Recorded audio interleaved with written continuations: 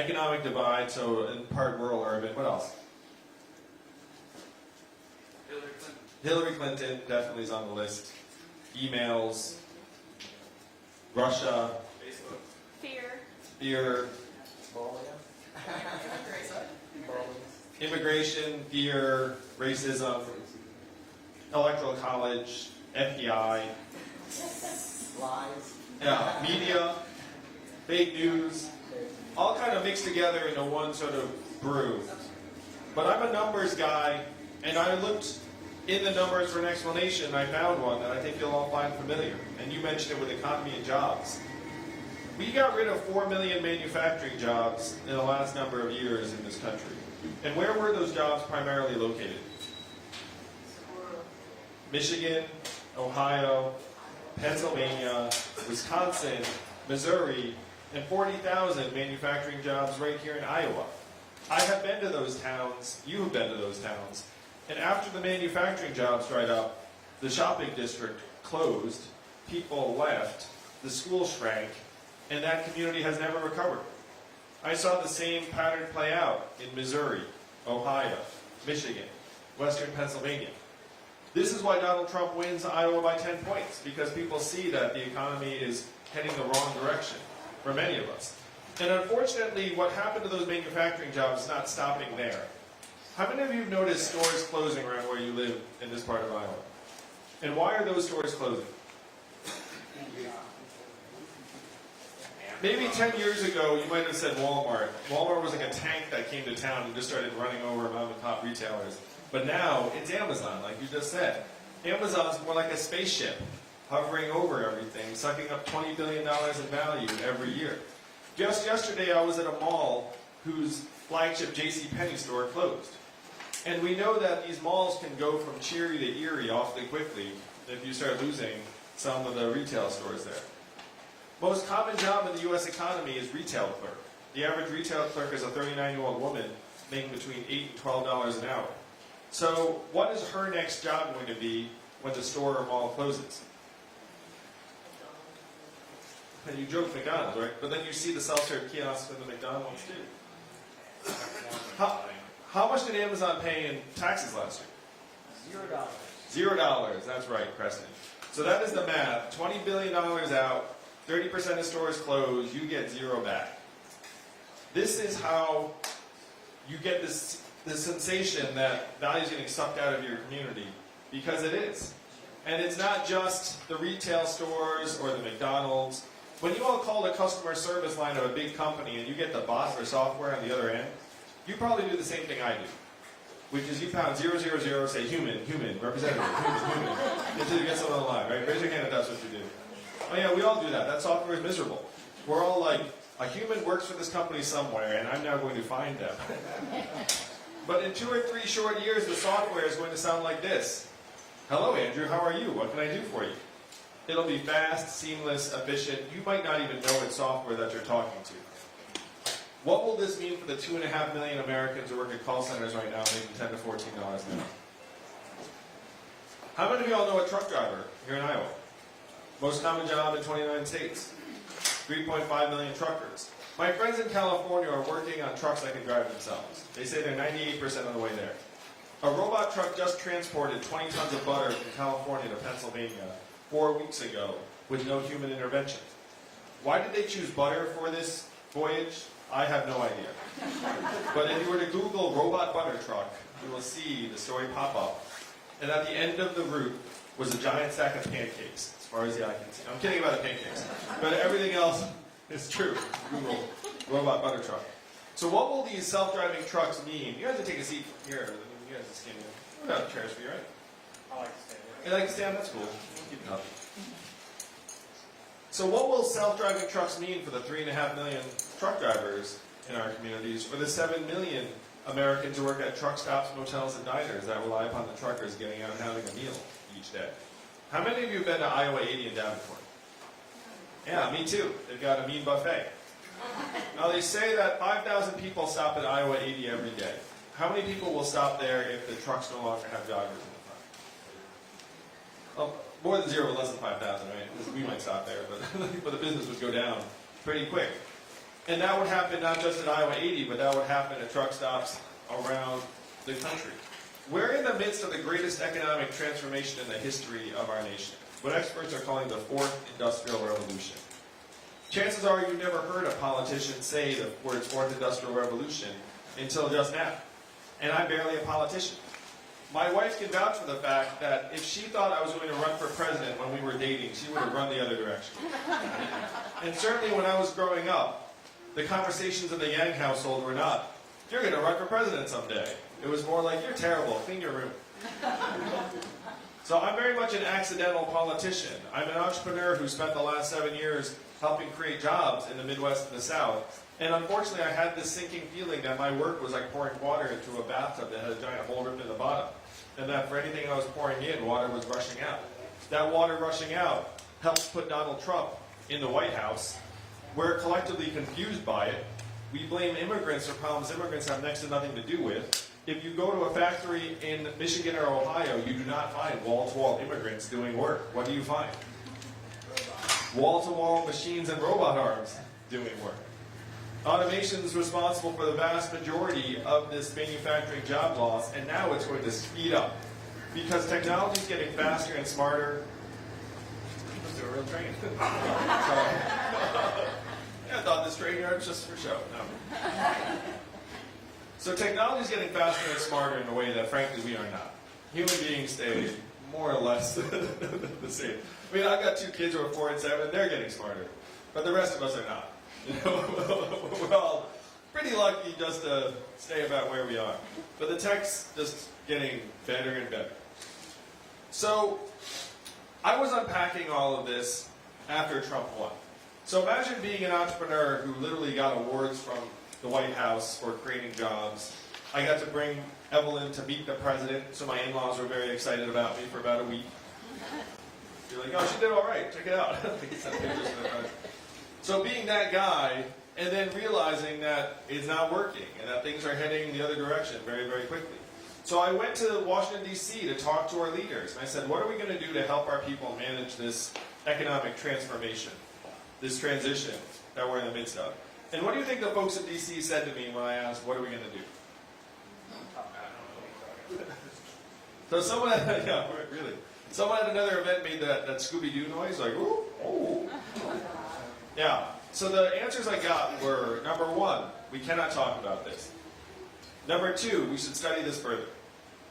And number 3, and this one will be familiar to you all, we must educate and retrain all Americans for the jobs of the future.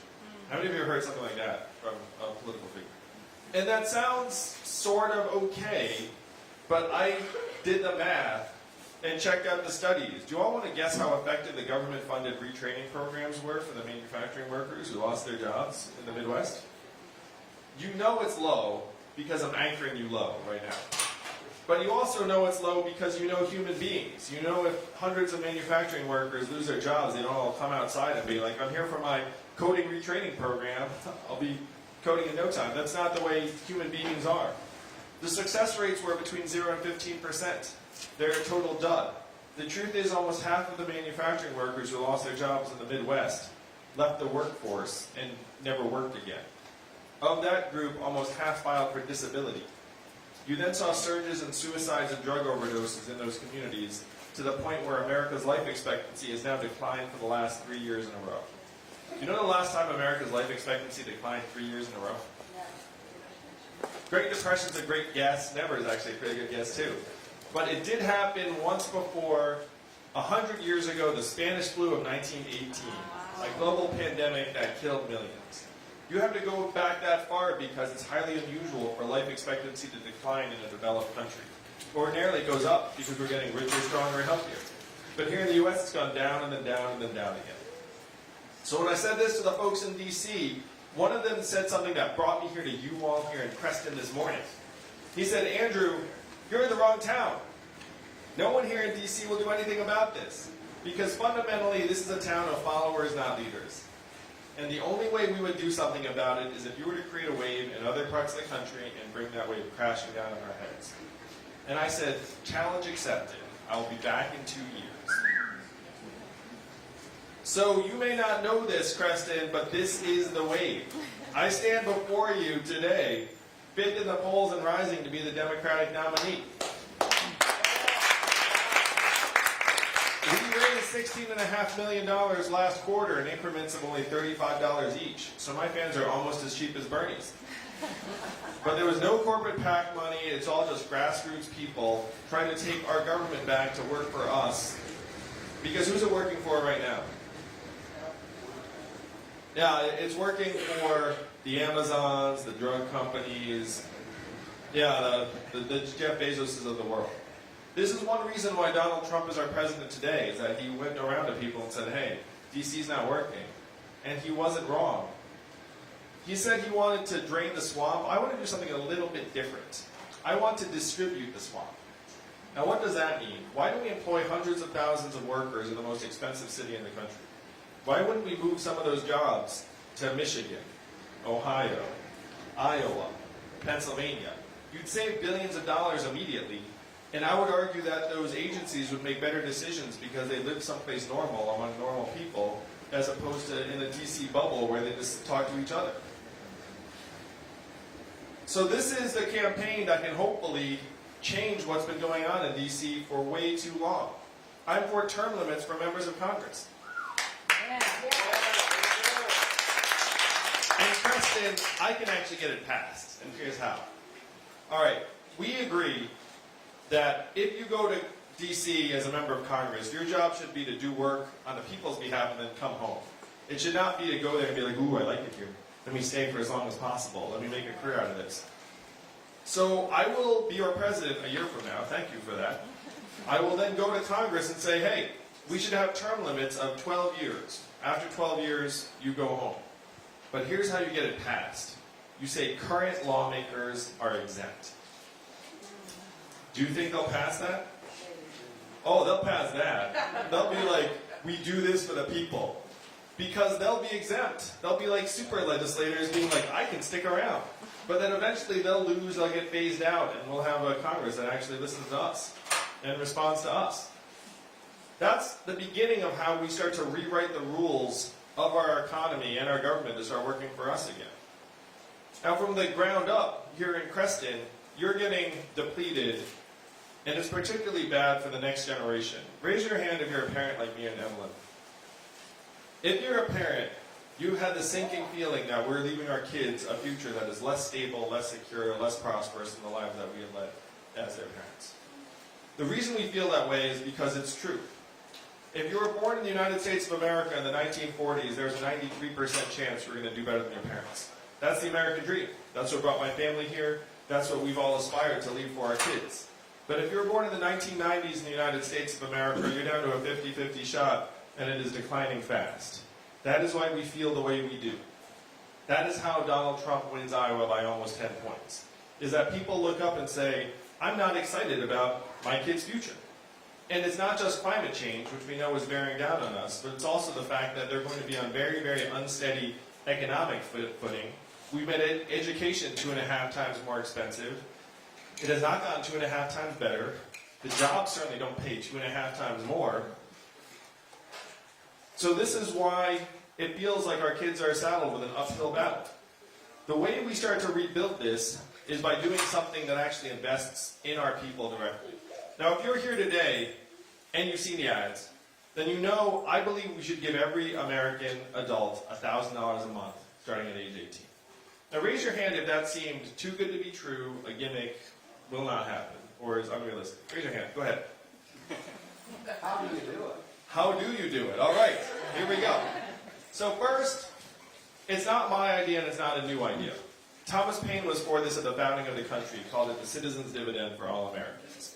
Martin Luther King, whose birthday we celebrated last week, was fighting for this in the 60s, a guaranteed minimum income for all Americans. It is what he was fighting for when he was killed in 1968. And I know this because I sat down with Martin Luther King's son in Atlanta, who said this is what his father was fighting for. And I want to say on a personal note, it was very, very compelling to hear someone call Martin Luther King Dad. Because I was like, you just called him Dad. I was like, well, you are Martin Luther King III, I guess. That's what you call it. But this was mainstream political wisdom in the 60s. 1,000 economists, including Milton Friedman, one of the godfathers of modern economic thought, endorsed this plan.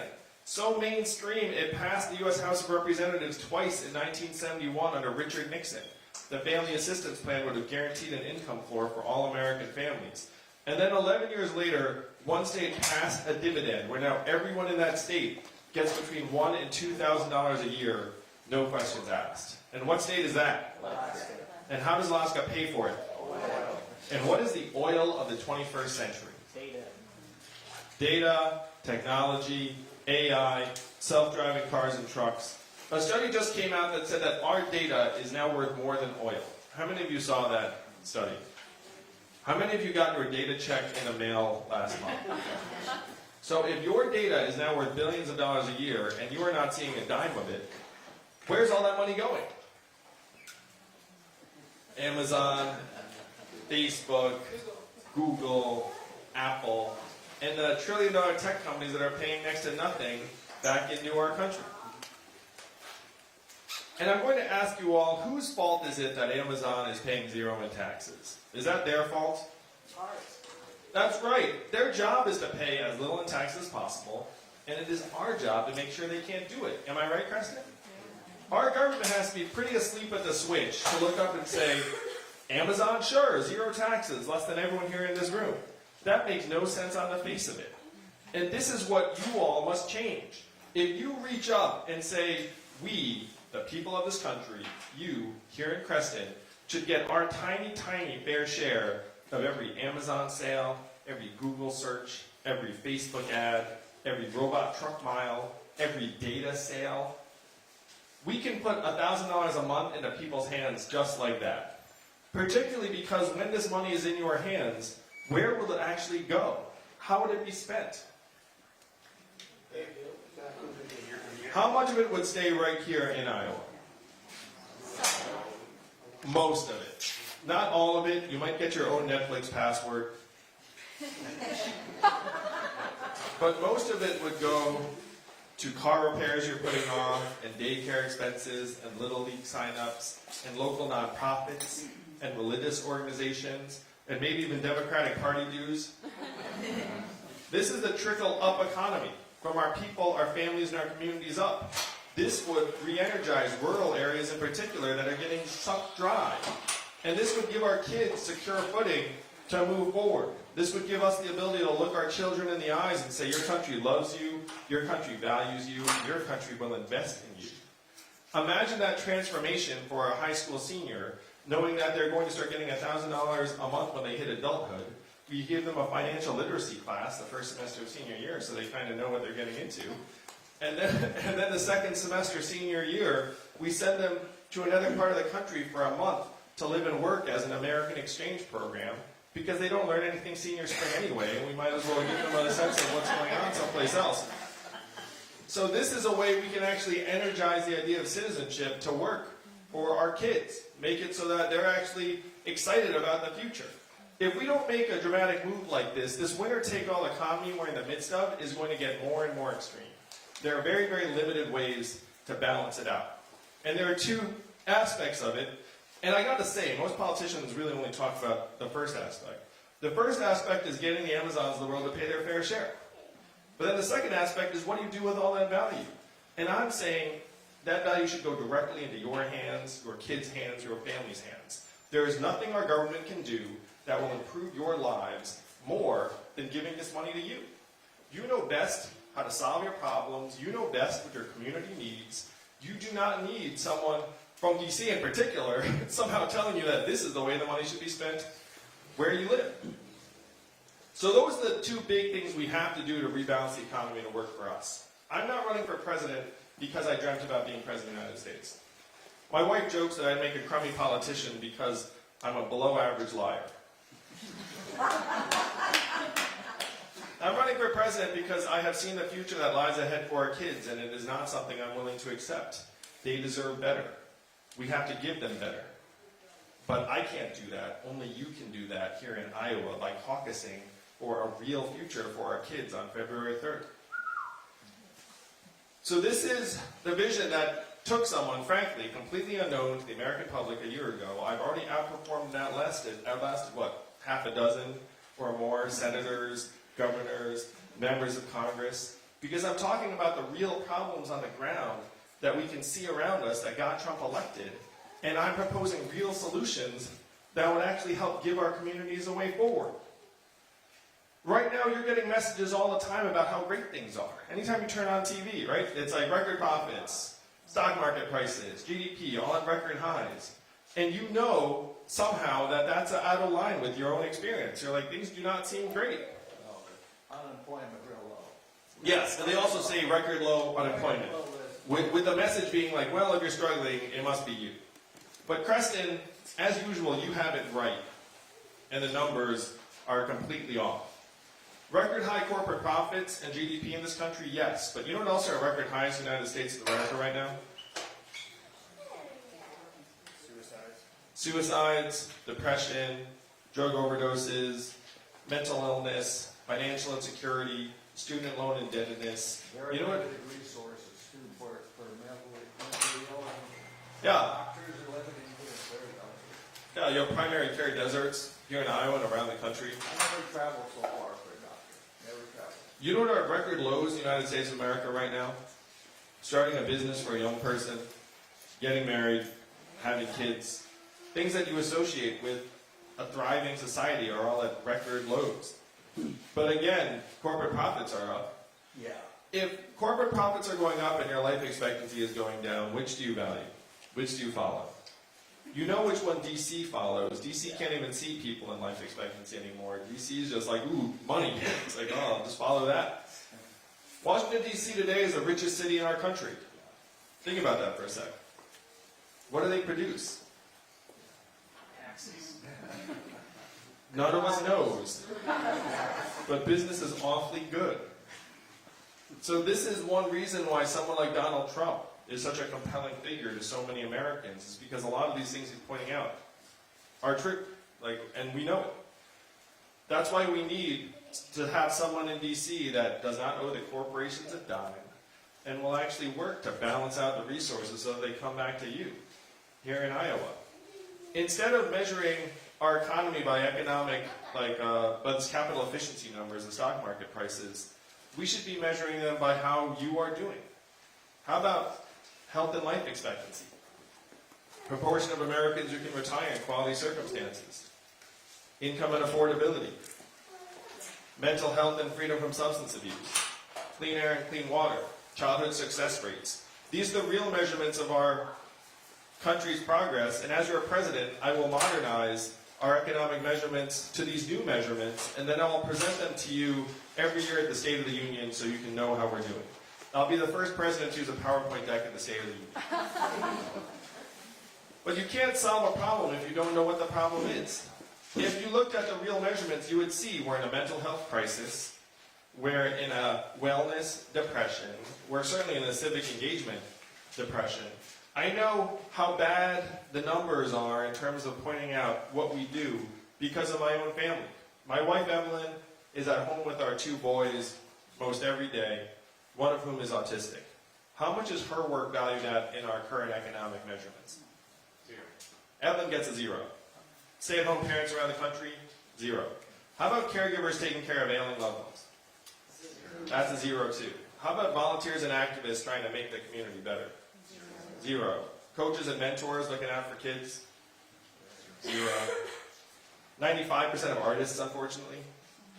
That's true. Sorry, artists, but I mean, it's a really tough run. That's why it scares the parents when you're like, I want to be an artist. The parents are like, I love you, I must support you, but this makes it very difficult. You know, one thing you don't think about, but it's really, really profound, local journalism. We have put almost 2,000 local newspapers out of business over the last number of years because all of their ads floated up to the internet. And that's not enough to run a paper, so almost 2,000 papers have folded. There are 200 counties in the United States that do not have any local news. You know what doesn't work very well if you don't have local news? Democracy. Because how can you vote on what's going on in your town if no one's even covering what's going on in your town? These are the things that we claim to value most in our lives, our families, our communities, our democracy, and they're getting zeroed out one by one by one. And why are they getting zeroed out? It's because we've been collectively confused to think that economic value and human value are the same things. And that's what we have to dispel for our entire country on February 3rd. We have to let the rest of the country know that we each have intrinsic value as Americans, as citizens, and as shareholders of the richest country in the history of the world. That's the mission. In this month, we're going to rewrite this mess that we've left that's been building up over years and decades. Democrats, to me, are making a mistake when we treat Donald Trump like the cause of all of our problems. He's not. He's the symptom of problems that have been building for years, and it's up to you to cure the disease. We have to actually let our fellow Americans know that we get it. I talk to Evelyn sometimes about when I first was talking about running for president, and I said, hey, we should run on the freedom dividend, just start distributing the gains in the economy very quickly and broadly to people. And then Evelyn said, it's like, oh, that's such a common sense idea. As soon as you run on it, everyone else is going to pick it up because it just makes so much sense. And I was like, I hope you're right. I hope you're right that eradicating poverty really is going to be this straightforward. And I said, I'm not sure. We'll see how this goes.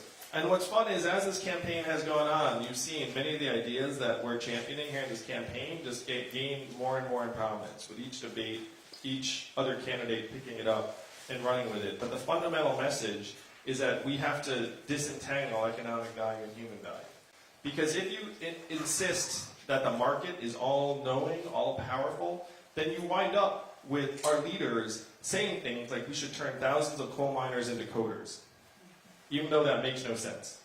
So why do you think that someone would even try? The reason why someone would try is if they think that the market tells us how much we're worth, and so if the market now says you're valueless, you have no value. And so we're going to pretend we can turn you into this other thing that has value. That's what we have to stop. We have to say to our fellow Americans, it's not that we all work for the economy has to work for us. It's not that we all work for the machines have to work for us. And the truth is, this is going to become more important than ever because the machines are about to speed up in unprecedented ways.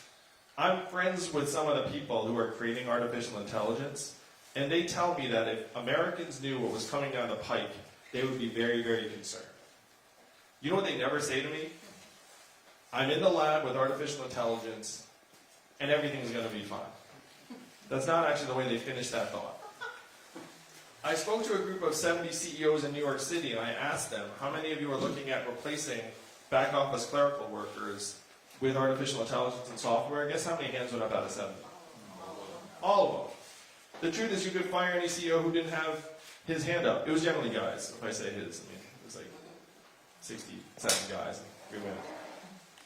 That's the system we have built, Creston. We have built a system where that CEO has to replace those workers in order to keep their job. We have to realign the incentives of our system so they line up with us, because the corporate profits and our lives now have less and less relationship, and we have to stop pretending that they're the same thing. Donald Trump's our president today because he had a very, very simple message for our country. He said he was going to make America great again. What did Hillary Clinton say in response? America's already great. America's already great. Remember that? It's been a long 3 years, I know, Creston. But it's now coming to an end. That message, that response of Hillary's did not go over well with many Americans because the problems are real. We have to acknowledge these problems and their depth and severity, but then we need solutions that will actually move our communities and our country forward. What were Donald Trump's solutions? Build a wall, turn the clock backwards, bring the oil jobs back. Creston, you know we have to do the opposite. We have to turn the clock forward. We have to accelerate our economy and society to rise to the real challenges of this time, like climate change.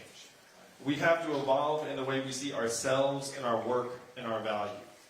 I am the ideal candidate for this job because the opposite of Donald Trump is an Asian man who likes math. Thank you all very much. You may not know this, you probably heard, but acronym, and what does it stand for? Make America Think Harder. That's right. That is your job on February 3rd. It's your job to move this country we love so much, not left, not right, but forward. And I know that's just where you'll take us. Thank you all so much. Let's cause it for a future we can be proud of and leave to our kids. Thank you, Gary. Never have a question. It's such a fun, small group. Oh, look at that. You even have a mic because the room's so enormous. How does this transfer to the ag economy?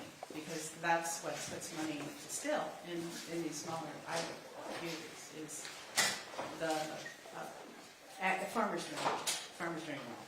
Small. There are a lot of problems with the farm economy, and people here have been telling me about different aspects of it.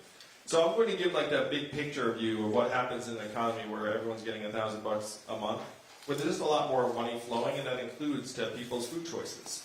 So right now, a lot of the agricultural economy is around trying to deliver food as cheaply as possible, and it's very hard to compete on that basis because you also have the mega farms who have all these cost advantages. So if you have money into people's hands, then you'll actually have higher economic rewards for farmers who make food a little bit healthier, a little bit more organically or naturally, and then you actually can elevate the economic returns of a lot of the things that are being produced. When I talk to small farmers here, they say that essentially they've been conditioned to sell a couple of cash crops, primarily corn and soybeans, and then it's harder and harder to eke out a living, particularly because a lot of the small farms are getting crowded out by these mega farms. And then some of the small farms have succession problems because intergenerationally, it's like, like are the kids going to take over the farm? And the kids have seen their parents struggle in various ways. So I want to try and make it much, much better for small farmers in particular, because I think that what's going on in the ag economy is emblematic of what's going on in our entire economy. You have like these megacorps just like running over everybody, and if you're an individual operator, you just can't compete. That's wrong on many, many levels. It's bad for our health, because in my mind, a lot of the food that's getting produced by like the bigger farms is more industrialized. It's having very subtle effects on our kids' well-being.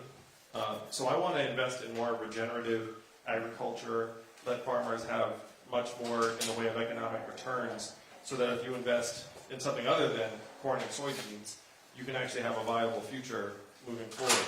What has broken my heart is hearing that farmer suicides are a growing problem. Like I heard that and I was like, that is so wrong, because a strong agricultural production base is vital to our country. It's like you can't have people who are working on feeding our country like getting squeezed to that nth degree economically. But what's happening to farmers with that squeeze, it's happening to people in different industries all over the country.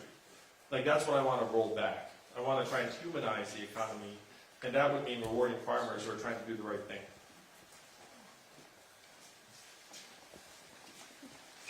Do I get to go? Hi, thank you. I'm fortunate enough to, I'm an educator and I get to work with a lot of veterans that return to school, and a great many of them struggle with health care.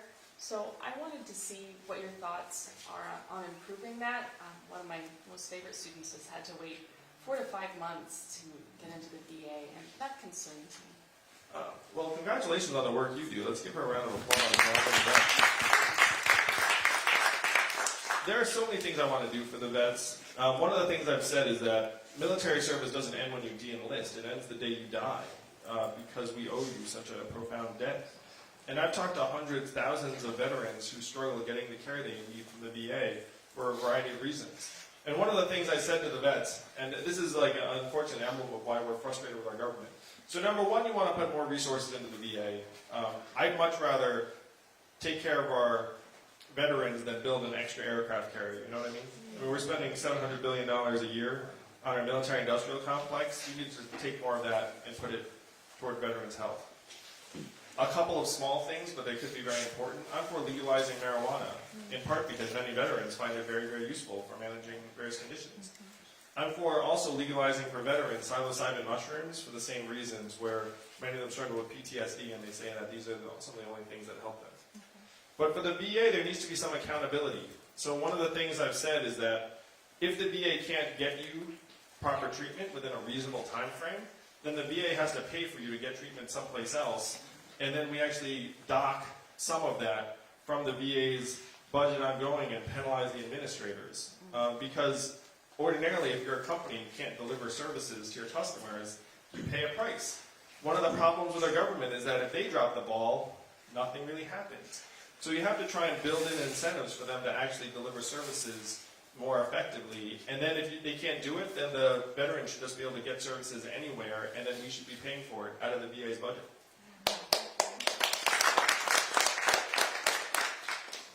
Yes, miss, I'll just give you the mic. Look at that. And Let's assume you're elected. yeah. Okay? And let's assume Donald Trump is resistant of leaving the White House. Oh my gosh. What will you do? Have you been watching Bill Maher? Is that what happened? Yes, but I think it's not all that far-fetched. All right, so let me walk you through some of the steps to get there. This is very exciting.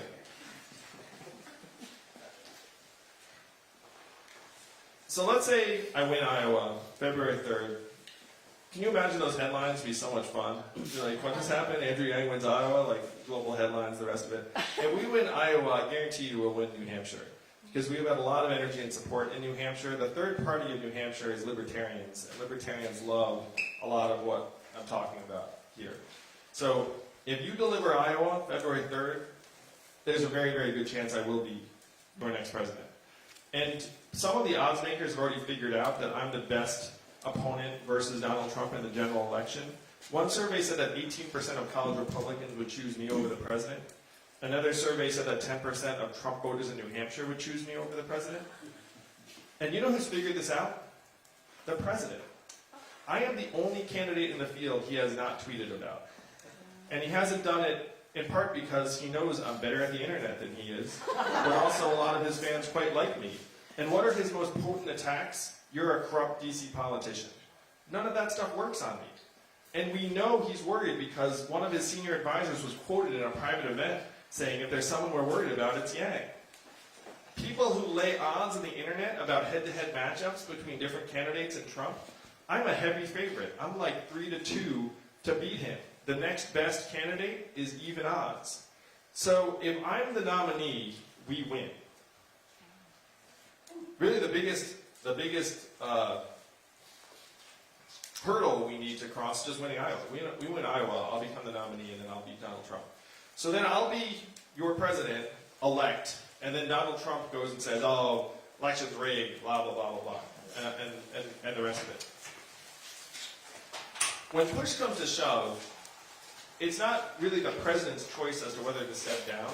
And this is something I genuinely do not think will be necessary in the United States of America, because I think even if Donald Trump was to rail against and say it's rigged, it's rigged, it's rigged, I think he would actually play that victim card not as like someone still trying to occupy the White House, but he'd be like the former president who then talks about the conspiracy theory and then threatens to run again.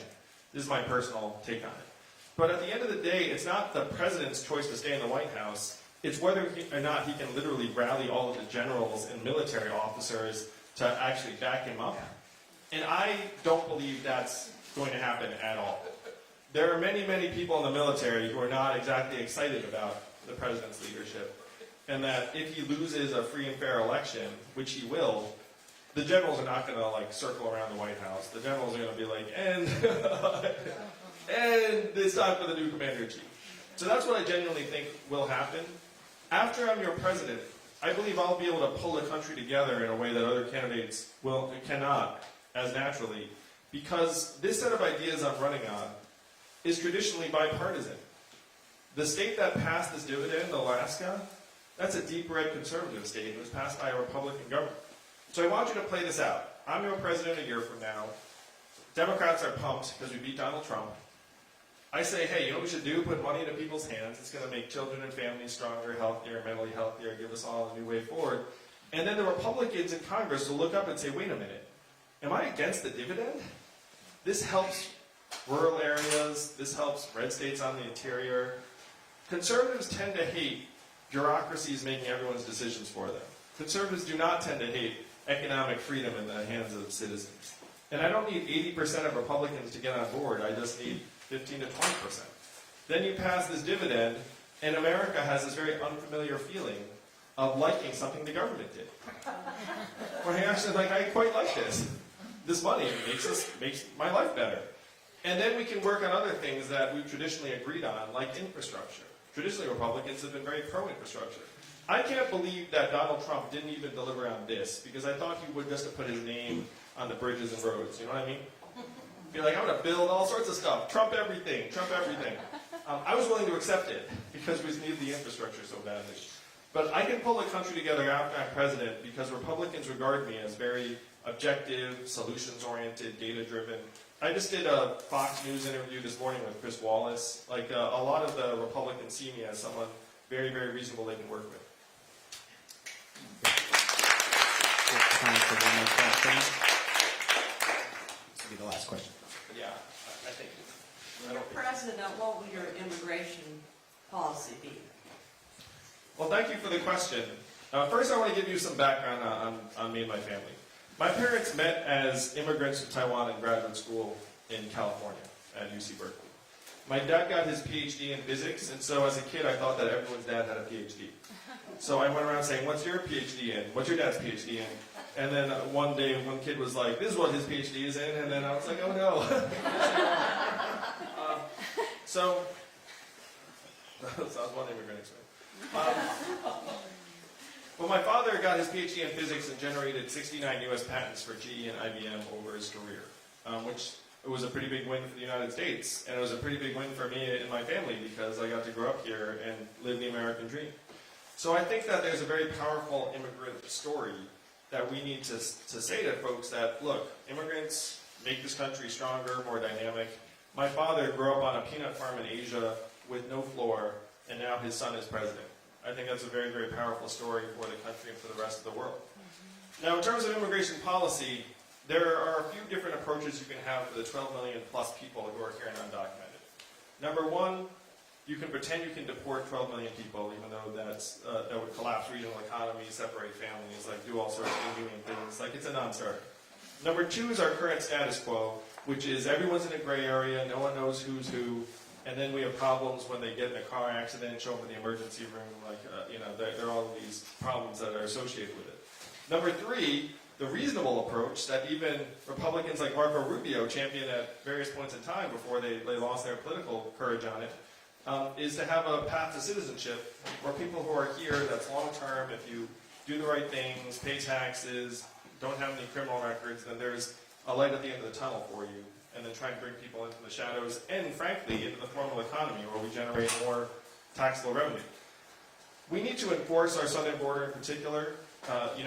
We have immigration policies on the books that we need to actually enforce in a humane way. I certainly would end the child separation policies, and as a parent, it's unfathomable to me that anyone would think, hey, family, let's separate them. Who the heck would who the heck would make that policy? Did that person never have either parents or children? The whole thing doesn't make any sense. So you can end the abuses immediately, but we do need to enforce the southern border more effectively. And it's been a source of frustration to me and to many Americans that we haven't been up to the challenge. Our country's gotten very bad at building things.